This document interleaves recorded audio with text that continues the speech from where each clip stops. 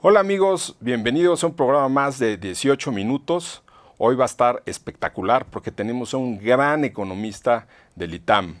Él es Jorge Suárez Vélez.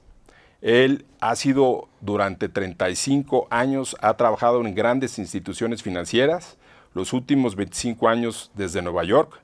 Fue comentarista de CNN Internacional. Ha sido invitado a programas de cadenas televisoras como PBS, CNBC, Bloomberg Televisión, Univisión, entre otros. Y también es columnista del periódico Reforma. Pero antes me voy a presentar. Soy Francisco Rodríguez Aguirre, presidente de Smart Speakers, el principal buró de conferencistas de Latinoamérica. Y me acompaña mi buen amigo Gerardo Malagón. Mi querido Pancho, muchas gracias. Muchas gracias a todos. Somos sus queridos amigos de 18 minutos. Smart Speakers, Mundo Ejecutivo y MPI México Chapter, por supuesto. Bienvenidos a esta nueva edición de 18 minutos, donde seguramente vamos a sacar información de muy grande valor. Pancho. Bueno, pues iniciemos con la primera pregunta. Jorge, muchas gracias por acompañarnos. Gracias por invitarme. ¿Cómo ves la economía de México, Estados Unidos en estos momentos?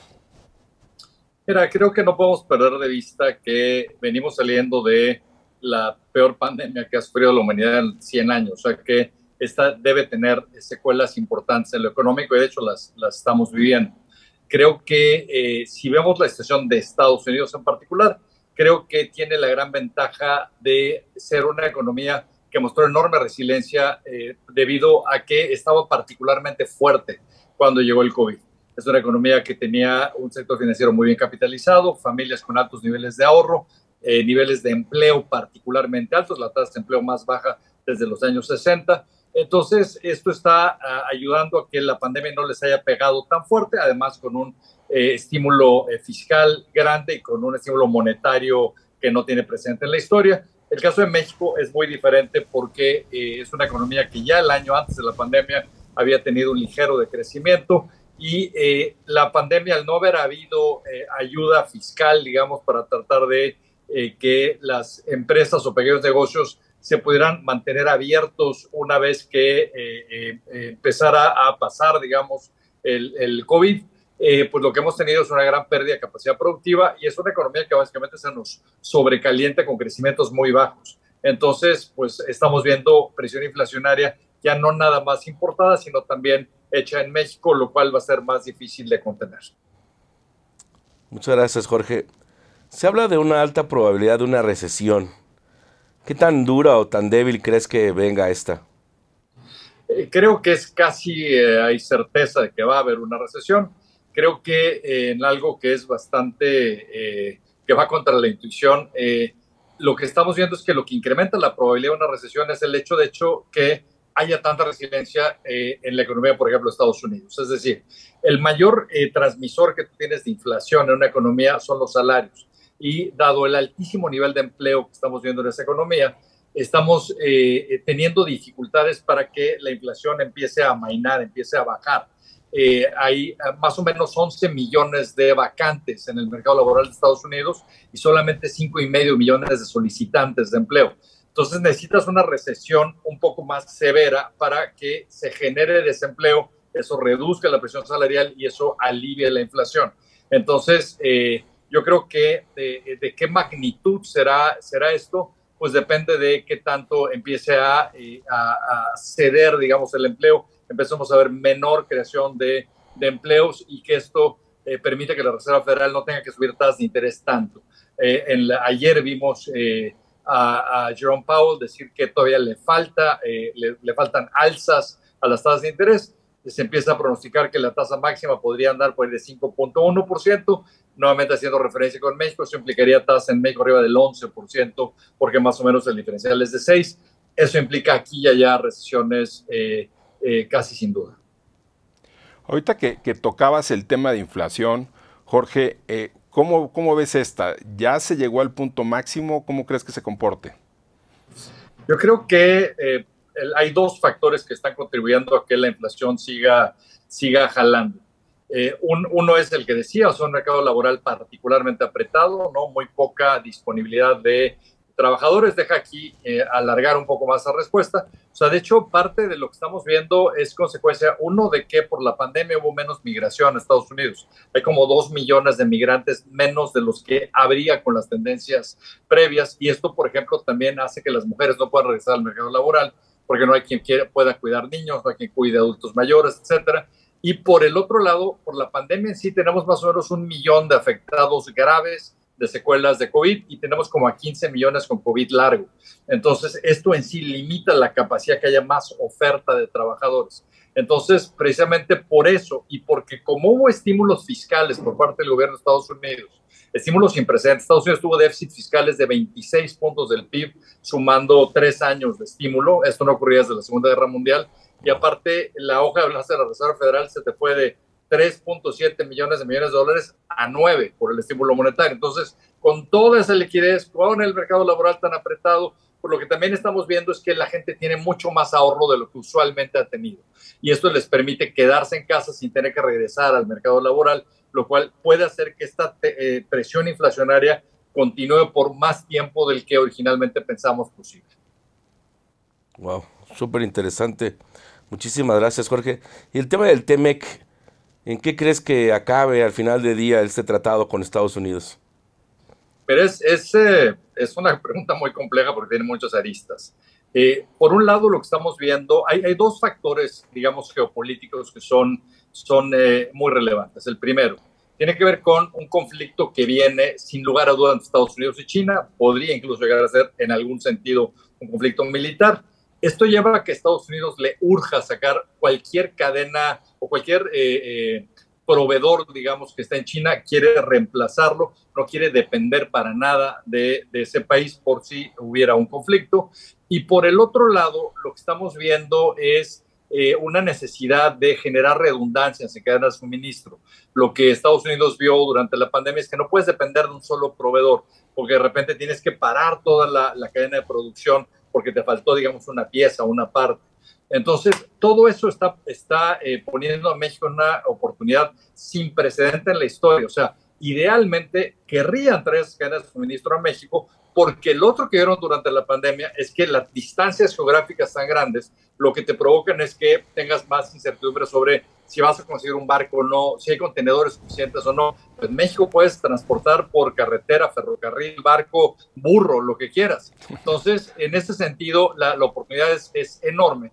Y si tú ves que Estados Unidos está dando estímulos enormes para sustituir los chips que se importaban de Taiwán y producirlos en Norteamérica, y que aparte quieren electrificar el parque vehicular y lo quieren hacer también, no solo en Estados Unidos, sino en Norteamérica, entonces pues esto nos lleva a pensar que México debería estar entendiendo que lo último que debe hacer es violar el Tratado de Libre Comercio, y lo está violando. O sea, lo que ocurrió con la ley de la industria eléctrica lo viola, y ahí vienen una serie de negociaciones que van a ser complicadas y complejas y que no van a ser ayudadas porque ahí vienen elecciones de medio término la semana que entra en Estados Unidos, y hoy parecería probable que ambas casas del legislativo acaben en manos republicanas, y los republicanos quizá van a ser un poco menos pacientes con México.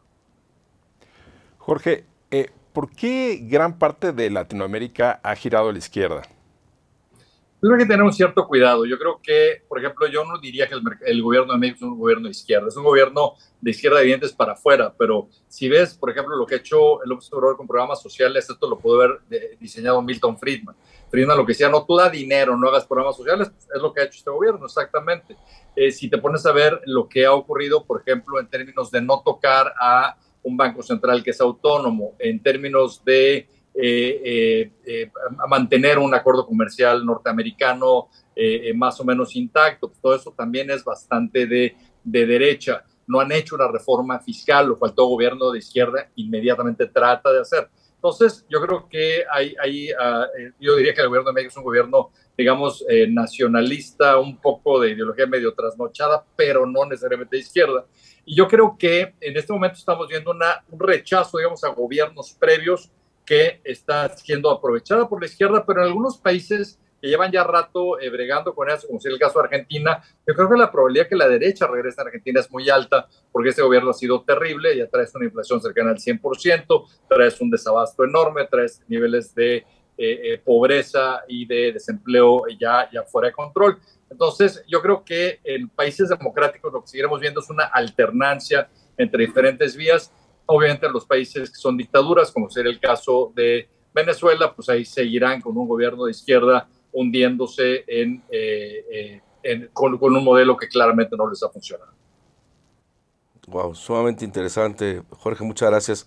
Oye, particularmente en México, el tema de la alianza, ¿cómo crees que vaya a prosperar con el tema de Alito, el PRI, las cosas que han sucedido? ¿Qué posibilidades le ves? Pero yo creo que todo esto empieza, o sea, 2024 pasa por 2023 y habrá que ver qué se resuelve para el Estado de México. O sea, yo creo que la probabilidad de una alianza en el Estado de México entre PAN, PRI y PRD es alta. Y de que esta sea, si esta es competitiva, lo cual creo que es posible, porque aunque no tengan a Movimiento Ciudadano, creo que su candidato le va a quitar muchos votos a Delfina por la izquierda, y además creo que Delfina es particularmente mala candidata, aparte de que gente como Higinio en el Estado de México le está moviendo el tapete también, aún dentro de su propio partido. Entonces yo creo que si todo esto, y olvídate que si ganan, con que sean competitivos, yo creo que los incentivos para mantener la Alianza 2024 son altos. Será importante ver qué decide hacer el Movimiento Ciudadano una vez que se pudiera consolidar la alianza, pero lo que los partidos saben es que la única posibilidad que hay de sacar a Morena de Palacio Nacional sería con un candidato único de oposición, y creo que esto lo entienden bien. Jorge, ¿y a quiénes de los candidatos de la alianza crees que pueda ser el que se quede? O de la posible alianza, ¿no? Mira, te voy a dar una respuesta que creo que no esperabas. No te voy a decir quién creo que se queda, te voy a decir quién creo que ganaría. Y yo creo que la alianza, sin lugar a duda, en mi opinión, hay una candidata que, si la candidata de Morena es Sheinbaum, sería como la peor kriptonita que podría tener en su peor pesadilla Morena, y esa candidata creo que sería Xóchitl Gálvez.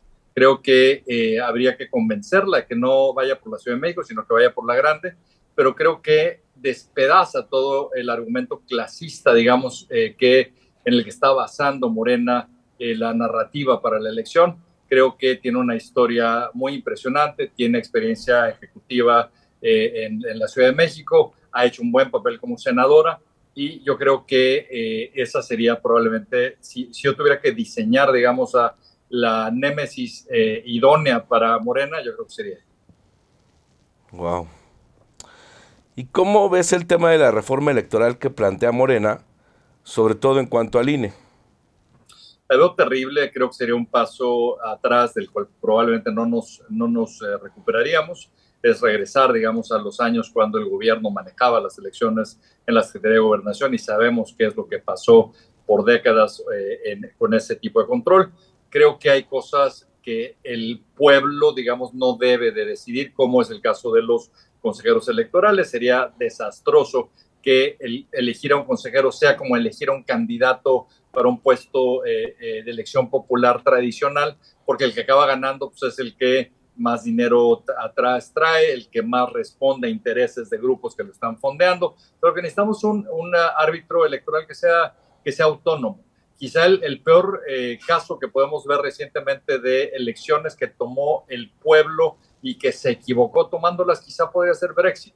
O sea, es interesante ver que después de que ya se haya votado por salir de la Unión Europea, la consulta número 1 que se hizo en Google al día siguiente era ¿qué es Brexit? O sea, la gente votó sin saber lo que era, votó probablemente o por simpatía con el que proponía que se salieran, o por una reacción visceral a Europa, pero que hoy sabemos le está costando mucho al Reino Unido, y por eso es dentro de las economías desarrolladas la que peor desempeño ha tenido desde que ocurrió el Brexit. Entonces, yo creo que hay que tener cierto cuidado.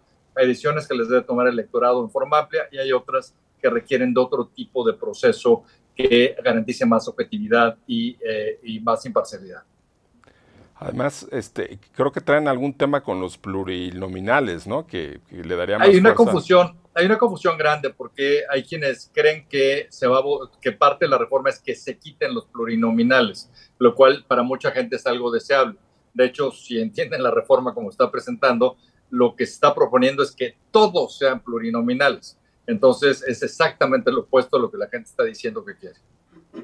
Oye, y ya no nos comentaste, ¿no? Bueno, más bien ya no te preguntamos, de los candidatos de Morena para la presidencia, ¿quién crees que pueda ser de ellos? Las famosas corcholatas, ¿no? No me cabe la menor duda que la candidata es Claudia Sheinbaum para López Obrador. Yo creo que la única condición en la que podría no ser ella es que hubiera algún escándalo o algo que no estemos viendo hoy. Creo que López Obrador toma todas sus decisiones por encuestas. Algo que podría también hacerlo cambiar de opinión es que simplemente viera que no está pudiendo despegar la candidatura, ¿no? Eso lo veremos mucho más cerca ya de 2024. Y lo que también sabemos es que parece que está habiendo algunos gobernadores de Morena que se oponen a que sea Sheinbaum, la ven como demasiado radical, y ellos se identifican más con el secretario de Gobernación, con Adán Augusto López. Acuérdate que todos ellos son expriistas y están muy acostumbrados, digamos, a ese tipo de negociación política entre ellos, por lo cual se sentirían más cómodos con él. Yo creo que, desafortunadamente para el presidente, si Sheinbaum no jala, el secretario de Gobernación jala todavía menos, porque ahí sí no ha tenido tiempo para darlo a conocer, digamos, a nivel nacional y empujarlo, ¿no? Pero yo creo que sin duda va por ahí. Muchos creen que si de plano ve que no está despegando ella, una alternativa que podría ser más apetecible, particularmente para la clase media, sería Ebrard. Yo creo que a pesar de las muestras de lealtad que le ha dado Ebrard, yo creo que él sabe también que Ebrard es realmente neoliberal y probablemente se sentiría bastante incómodo con él y podría creer que su legado está más en riesgo, digamos, con un candidato de ese perfil. Oye, Jorge, se nos acaba el tiempo, pero no me gustaría irnos sin hacerte una pregunta quizás muy fuerte. ¿Le conviene a México que continúe Morena o no le conviene? ¿Cuál es tu perspectiva? En mi opinión, sin lugar a duda, repito, es mi opinión, creo que sería terrible otro sexenio de Morena. Hemos visto un nivel de destrucción institucional muy peligroso. Creo que no entienden el tamaño de oportunidad que se nos está presentando. Si tú tuvieras a un malo así de película pensando, oye, México tiene esta gran oportunidad, ¿quién podría diseñar algo para darle en la torre a esa oportunidad? Pues ese malo hubiera diseñado la ley de la industria eléctrica. O sea, para todos estos que quieren ponerse en México, lo único que puede hacerlos no tomar esto en serio es tener la duda si va a haber abasto suficiente de energía eléctrica, si va a haber un abasto de buena calidad y también si puede haber un abasto suficientemente limpio para que ellos cumplan con las metas que están haciendo de reducción de su huella ambiental. Imagínate lo que le pasa a estas empresas si les empieza a dar electricidad hecha con combustóleo, que además, o sea, quemando combustóleo, que además de todo es cara. Entonces, yo creo que necesitamos a alguien que dé marcha atrás, recuperar metas ambientales, regresar a aprovechar lo que se nos está presentando en Norteamérica y promover inversión privada para realmente despegar. ¿Y quién sería tu gallo? ¿Quién sería así que tú dijeras, ya estamos sobre el tiempo, nada más dinos un nombre? Para la presidencia, repetiría a Xochitl. ¿Por qué te digo Xochitl? Porque de todos los perfiles que estoy viendo, yo creo que es la única que en este entorno yo creo que sí podría ganar. Entonces, y creo que es alguien que le entiende bien. Ella viene de la izquierda, renunció a la izquierda, digamos, porque ve que es una tomada de pelo. Es empresaria, ingeniero. Su primer lengua, entiendo, fue el otomí. O sea, tiene todas las características que creo la pueden hacer apetecible, particularmente si deja que la rodee gente fuerte, y creo que ese podría ser el caso. Jorge, pues muchísimas gracias, muy interesante, pero pues ya nos llegó el tiempo. Amigos, muchas gracias por acompañarnos. MPI, Smart Speakers y Mundo Ejecutivo les agradecen su presencia en 18 minutos. Hasta la próxima.